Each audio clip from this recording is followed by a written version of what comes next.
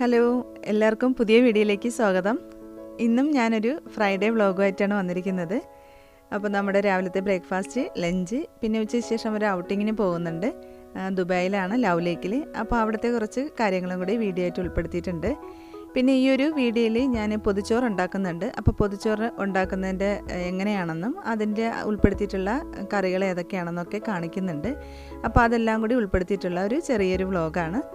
അപ്പോൾ നമുക്ക് വീഡിയോയിലേക്ക് പോകാം.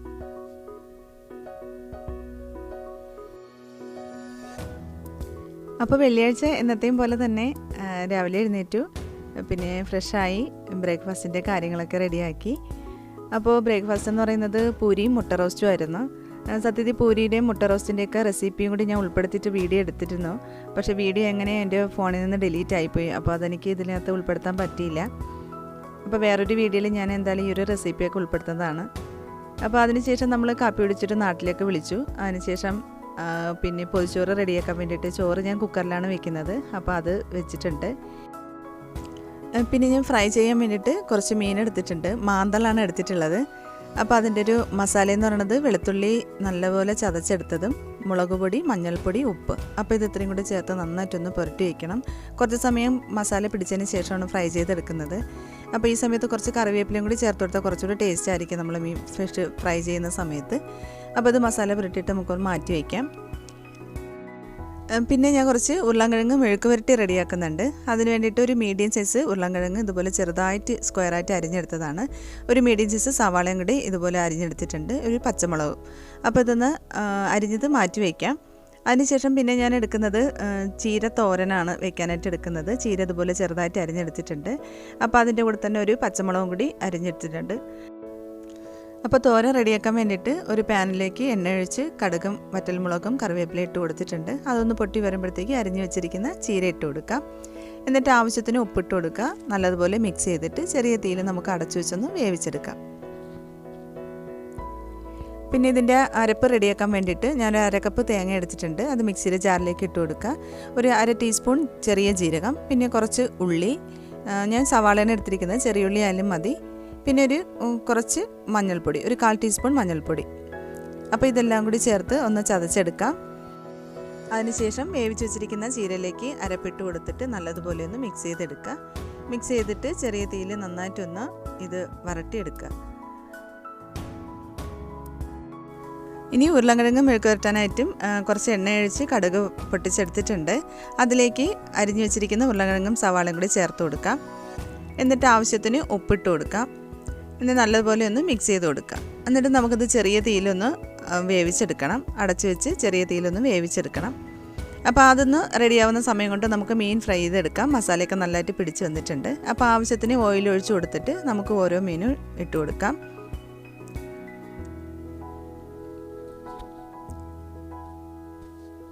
അപ്പോൾ എല്ലാം ഇട്ട് കൊടുത്തിട്ടുണ്ട്. ചെറിയ തീയിൽ അതൊന്ന് ഫ്രൈ ആയി വരട്ടെ. അപ്പോൾ ആ സമയം കൊണ്ട് നമ്മുടെ ഉരുളൻകിഴങ്ങ് വെന്ത് വന്നിട്ടുണ്ട്. അതൊന്ന് മിക്സ് ചെയ്ത് കൊടുത്തതിന് ശേഷം നമുക്കിതിലേക്ക് ഇനി പൊടികൾ ചേർത്ത് കൊടുക്കണം. മഞ്ഞൾപ്പൊടി, കുറച്ച് മുളക് പൊടി, ഒരു നുള്ള് ഉലുവാപ്പൊടി. ഒരുപാട് ഉലുവാപ്പൊടി കൂടരുത്, എങ്കിൽ കയ്പ്പ് രസമായിരിക്കും. ഒരു നുള്ള് മാത്രം ചേർത്ത് കൊടുക്കുക. എന്നിട്ടിത് നന്നായിട്ടൊന്ന് മിക്സ് ചെയ്ത് കൊടുക്കണം. മിക്സ് ചെയ്ത് കൊടുത്തതിന് ശേഷം വീണ്ടും നമുക്ക് ചെറിയ തീയിലൊന്ന് അടച്ചു വെച്ച് ആ മസാലയൊക്കെ ഒന്ന് നന്നായിട്ടൊന്ന് പിടിക്കുന്ന വരെ ഒന്ന് അടച്ചു വെച്ച് വേവിച്ചെടുക്കാം.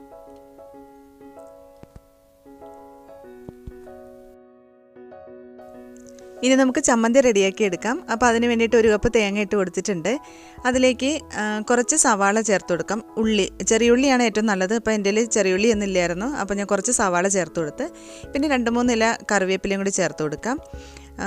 പുളി, വാളംപുളി, കുറച്ച് പുളി ചേർത്ത് കൊടുക്കുന്നുണ്ട്. പിന്നെ ആവശ്യത്തിന് മുളക് പൊടി, നമ്മളെ എരിവിനനുസരിച്ച് മുളക് പൊടി ചേർക്കാം. ആവശ്യത്തിന് ഉപ്പും കൂടി ചേർത്തിട്ട് നല്ലതുപോലെ ഒന്ന് അരച്ചെടുക്കാം.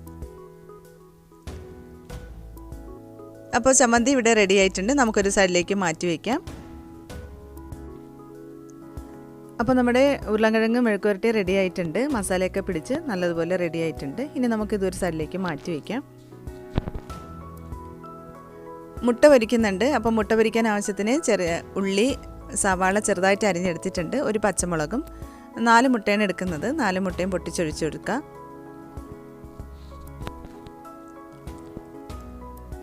എന്നിട്ട് അതിന് ആവശ്യത്തിന് ഉപ്പിട്ട് കൊടുത്തിട്ട് നന്നായിട്ടൊന്ന് മിക്സ് ചെയ്ത് കൊടുക്കുക. അതിനുശേഷം ഫ്രൈ പാനിൽ നമുക്കിത് പൊരിച്ചെടുക്കാം.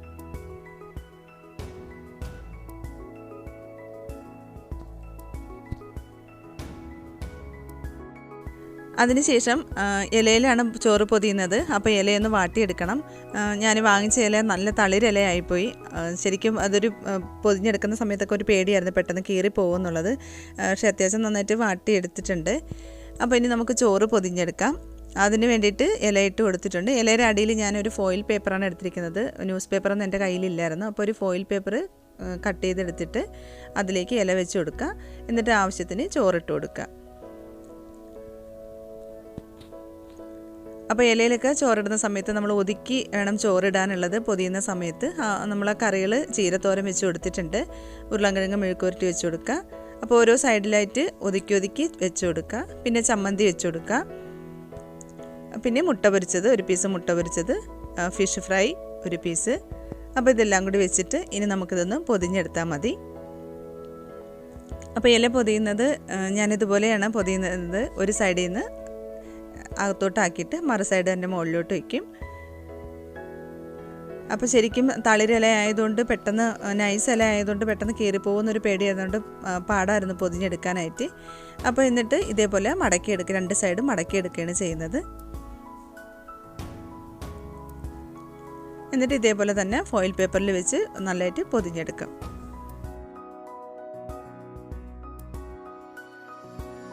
പിന്നെ ഞങ്ങൾ പെട്ടെന്ന് തന്നെ റെഡിയായി. പാക്ക് ചെയ്ത സാധനങ്ങളൊക്കെ, ചോറും കാര്യങ്ങളൊക്കെ എല്ലാം റെഡിയാക്കി പെട്ടെന്ന് തന്നെ ഞങ്ങൾ ഇറങ്ങി.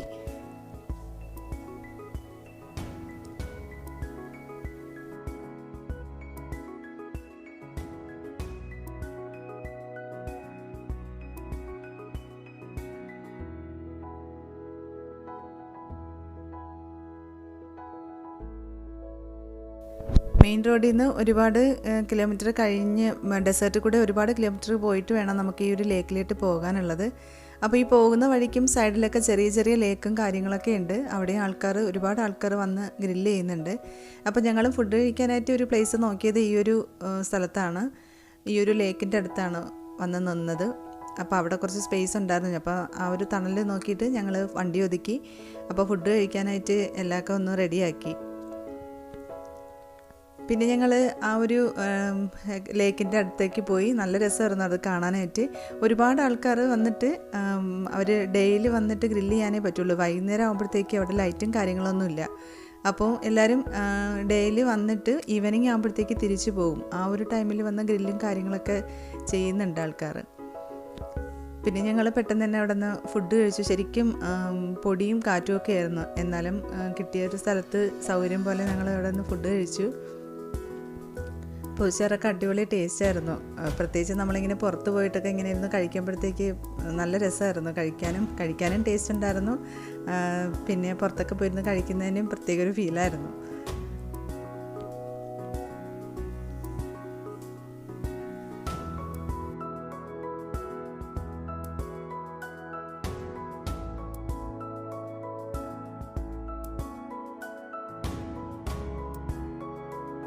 പിന്നെ ഞങ്ങൾ കഴിച്ചു കഴിഞ്ഞിട്ട് കുറച്ച് നേരം ഇരിക്കണമെന്നൊക്കെ വിചാരിച്ചിട്ടുണ്ട്. പക്ഷേ ഭയങ്കര പൊടിയും കാറ്റും ആയതുകൊണ്ട് നമുക്കവിടെ ഇരിക്കാനേ പറ്റിയില്ല. പിന്നെ പെട്ടെന്ന് തന്നെ ഞങ്ങൾ ഫുഡ് കഴിച്ച ഉടനെ തന്നെ പെട്ടെന്ന് അവിടെ നിന്ന് ഒരു 3-4 കിലോമീറ്റർ പോകണം ഈ ഒരു നമ്മളെ ലവ് ലേക്കിലോട്ട് പോകാനായിട്ട്. ഈ പോകുന്ന വഴിക്കെല്ലാം ഇതുപോലെ ചെറിയ ചെറിയ ലേക്കും കാര്യങ്ങളും ആൾക്കാർ അവിടെ വന്ന് ഗ്രില്ല് ചെയ്യുന്നുണ്ട്. ഒക്കെ രസമായിരുന്നു കാണാനായിട്ട്. ചെറിയ ചെറിയ ലേക്കുകൾ എല്ലാം പോകുന്ന വഴിക്ക് ഫുള്ളായിട്ടുണ്ടായിരുന്നു.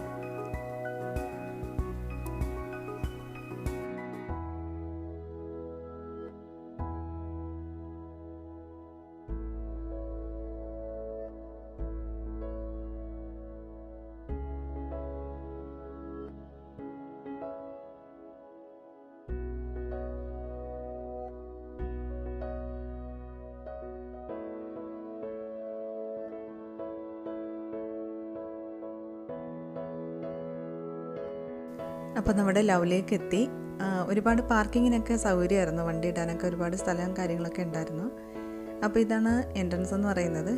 അപ്പോൾ ഒരുപാട് ആൾക്കാർ ഈ എൻട്രൻസിൽ തന്നെ മെയിനായിട്ട് വരുന്നത് എല്ലാവരും ഫോട്ടോ എടുക്കാനും കാര്യങ്ങളായിട്ടാണ്. അപ്പോൾ കയറുന്ന എൻട്രൻസിൽ തന്നെ ആൾക്കാരിങ്ങനെ ഫോട്ടോ എടുക്കാനൊക്കെ ക്യൂ ആയിരുന്നു. അപ്പോൾ ഞങ്ങൾ അതിനകത്ത് ഇട്ട് കയറി. ശരിക്കും നല്ല രസമാണ് ഈ ഒരു ലവ് ലേക്ക് കാണാനായിട്ട്. കാം ആൻഡ് ക്വയറ്റ് പ്ലേസ് ആണ് ഈ ഒരു പ്ലേസ് എന്ന് പറയുന്നത്.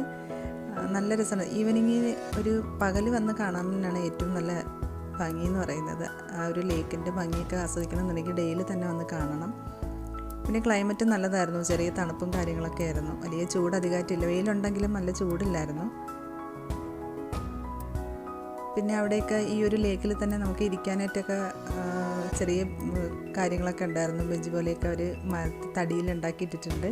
അപ്പോൾ നല്ല ഭംഗിയായിരുന്നു അവിടെ ഇരിക്കാനും ഫോട്ടോസൊക്കെ എടുക്കാനും. നല്ല ഭംഗിയുള്ളൊരു സ്ഥലമായിരുന്നു.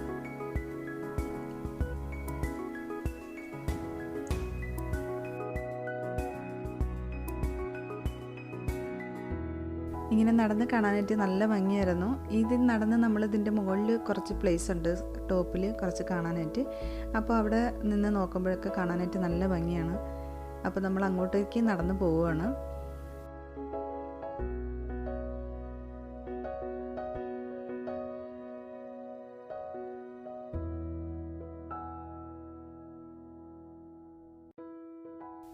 അപ്പോൾ പോകുന്ന വഴിക്കുള്ള ലേക്കിൽ നല്ല കളർ മീനുകളുണ്ടായിരുന്നു, കാണാനായിട്ട് നല്ല രസമായിരുന്നു.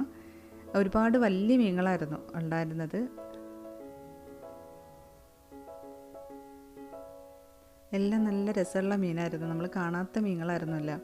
പക്ഷെ അവിടെ അല്ലാതെ നമ്മൾ ഈ ഒരു ലേക്കിൽ തന്നെ മീനിൻ്റെ അടുത്തേക്ക് പ്രത്യേകം പോകുന്നതിന് ഭയങ്കര ക്യൂ ആയിരുന്നു. നമ്മളവിടെ നിന്നിട്ട് നമുക്ക് പിന്നെ ക്യൂ ഇച്ചിരി കൂടുതലായിട്ട് നമ്മളവിടെ നിന്നില്ല.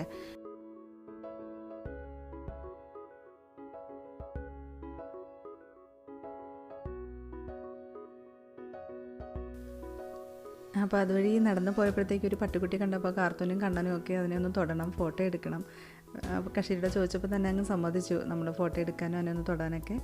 നല്ല രസമായിരുന്നു പട്ടിക്കുട്ടിയെ കാണാനായിട്ട്.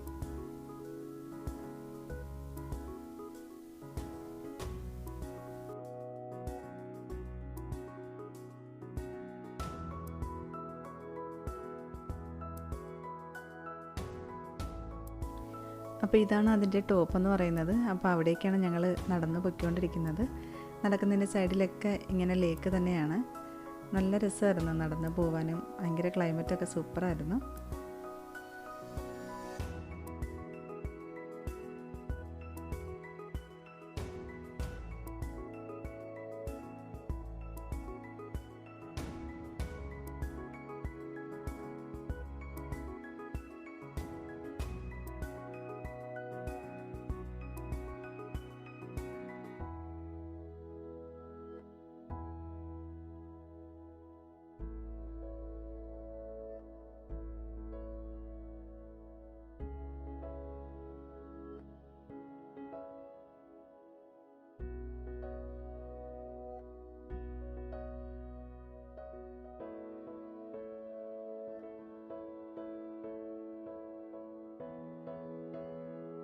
ഇതിനകത്ത് ഫുള്ള് ഹാർട്ട് ഷേപ്പിൻ്റെ ഉള്ള സംഭവങ്ങൾ തന്നെയാണ്. എല്ലാ രീതിയിലും എല്ലാ സാധനങ്ങളും എല്ലാത്തിലും ഒരു ഹാർട്ട് ഷേപ്പ് കാണും. അപ്പോൾ ആ ഒരു ഷേപ്പിനാണ് എല്ലാ സാധനങ്ങളും ഇവിടെ ചെയ്തു വെച്ചിരിക്കുന്നത്. അപ്പോൾ അതിൻ്റെ മുമ്പിൽ ഫോട്ടോ എടുക്കാനൊക്കെ ആൾക്കാർ ക്യൂ ആണ്. ഒരുപാട് ആൾക്കാർ ഓരോ സ്ഥലത്തും ഇഷ്ടംപോലെ എല്ലാവർക്കും ഫോട്ടോ എടുക്കാൻ വേണ്ടിയിട്ട് തന്നെയാണ് ഇവിടെ വരുന്നത് തന്നെ. അപ്പോൾ എല്ലാവർക്കും ഫോട്ടോ എടുക്കാനൊക്കെ ഭയങ്കര ക്യൂ ആയിരുന്നു എല്ലാ സ്ഥലത്തും. അപ്പോൾ നമ്മൾ അതിൻ്റെ മുകളിലേക്ക് കയറി. ആ ടോപ്പിൽ നിന്നൊക്കെ നോക്കാനായിട്ട് നല്ല ഭംഗിയായിരുന്നു. അപ്പോൾ ഇതേപോലെ കുറച്ച് ഡെക്കറേഷനും കാര്യങ്ങളൊക്കെ ഇവിടെ ഉണ്ട്. ഒരുപാട് കാണാനായിട്ട് എന്തെങ്കിലും ഉണ്ടോ എന്ന് വെച്ച് കഴിഞ്ഞാൽ അത്രയ്ക്ക് കാണാൻ വേണ്ടിയിട്ടല്ലേ, പക്ഷേ ആ ഒരു പ്ലേസും ആ ഒരു കാര്യങ്ങളൊക്കെ ഭയങ്കര രസമായിരുന്നു.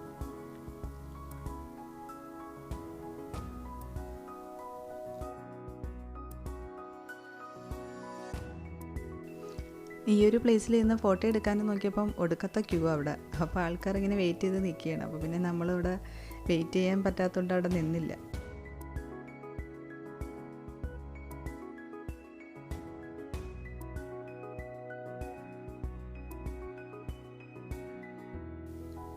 അപ്പോൾ ഇതിൻ്റെ ടോപ്പിൽ നിന്ന് താഴോട്ട് നോക്കാനായിട്ട് സൂപ്പറായിരുന്നു കേട്ടോ, അടിപൊളിയായിരുന്നു ഇതിൻ്റെ ഈ ഒരു ലേക്ക് കാണാനായിട്ട്. 2 കിലോമീറ്ററിൻ്റെ അളവിനാണ് ഈ ഒരു ലേക്ക് കാണുന്നത്. അപ്പോൾ ഇതിൻ്റെ ഷേപ്പ് എന്ന് പറയുന്നത് 2 ഇൻ്റർലോക്ക് ലവ് ഹേർട്സ് ആണ്. അതാണ് ഈ ലേക്കിൻ്റെ ഷേപ്പ് എന്ന് പറയുന്നത്. നല്ല ഭംഗിയായിരുന്നു അതിൻ്റെ മുകളിൽ നിന്ന് താഴോട്ട് നോക്കാൻ. എല്ലാ സ്ഥലത്തും ആൾക്കാരായിരുന്നു. ഈ ഒരു ലേക്കിൻ്റെ ഫുൾ സൈഡിനും ആൾക്കാർ, അവിടെ ഇവിടെയൊക്കെ ആൾക്കാരായിരുന്നു.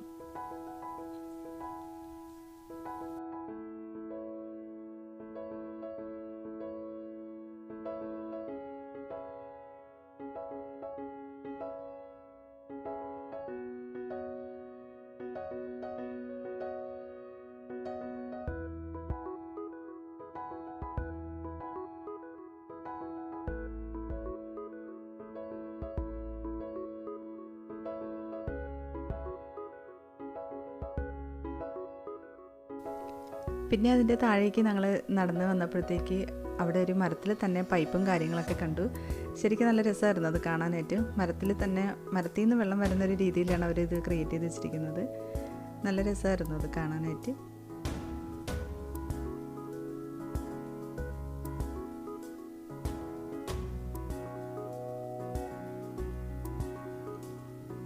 അതിൻ്റെ മുകളിലും ഹാർട്ട് ഷേപ്പ് തന്നെയാണ്. എല്ലാ മരങ്ങളും എല്ലാ ചെടികളും എല്ലാത്തിലും ഹാർട്ട് ഷേപ്പ് ഉണ്ട്.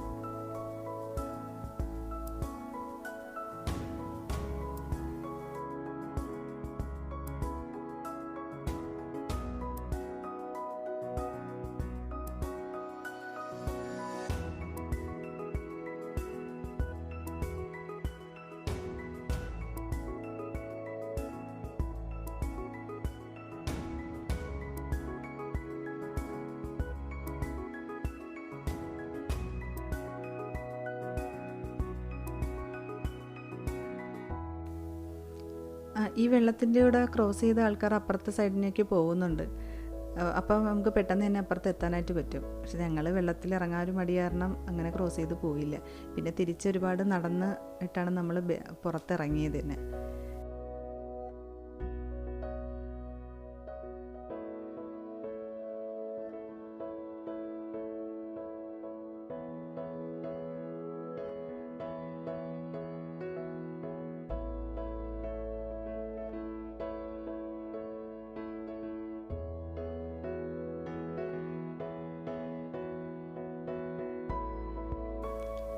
പിന്നെ ഞങ്ങൾ മുകളിൽ നിന്ന് എല്ലാം കണ്ടതിന് ശേഷം ഞാൻ പുറത്തിറങ്ങി. പുറത്ത് ആ സൈഡിൽ കൂടെയാണ് നടക്കുന്നത്.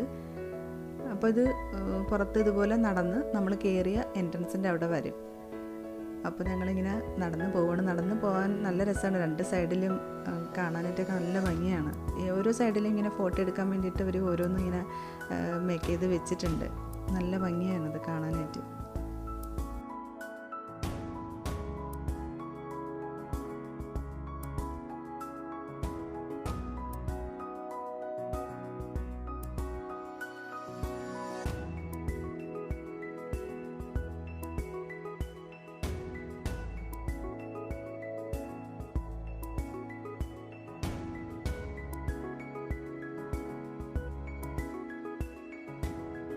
ഇവിടെ വന്ന മെയിൻ പരിപാടി ഫോട്ടോ എടുക്കൽ തന്നെയാണ്. അപ്പോൾ ഫാമിലിയായിട്ടൊക്കെ ഫോട്ടോ എടുക്കണമെന്നുണ്ടെങ്കിൽ എല്ലാവർക്കും അങ്ങോട്ടും ഇങ്ങോട്ടുമൊക്കെ ഹെൽപ്പുകൾ ചെയ്യേണ്ടിയും ചോദിക്കേണ്ടിയൊക്കെ വരും. അപ്പോൾ ഇവിടെ ഹസ്ബൻഡ് ഇവിടെ ഫോട്ടോഗ്രാഫറായി. ഇവിടെ വന്നപ്പോഴും നമ്മൾ ക്യൂ നിൽക്കുകയാണ്. അവിടെ ഒരു ഊഞ്ഞാലുണ്ട്, അവിടെ ഫോട്ടോ എടുക്കാൻ വേണ്ടിയിട്ട്. അപ്പോൾ എല്ലാ സ്ഥലത്തും ഇങ്ങനെ ആൾക്കാർ വന്നിട്ട് ക്യൂ ആണ് ഫോട്ടോ എടുക്കാനും കാര്യങ്ങളിനും വേണ്ടിയിട്ട്.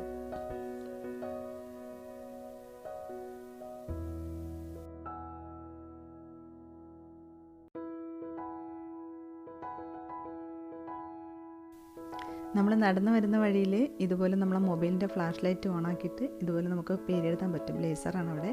അപ്പോൾ ആൾക്കാർ ചെയ്യുന്നത് കണ്ട് നമ്മളും അതുപോലെ ഒന്ന് ചെയ്ത് നോക്കി. നല്ല രസമുണ്ടായിരുന്നു അതങ്ങനെ എഴുതാനായിട്ടൊക്കെ.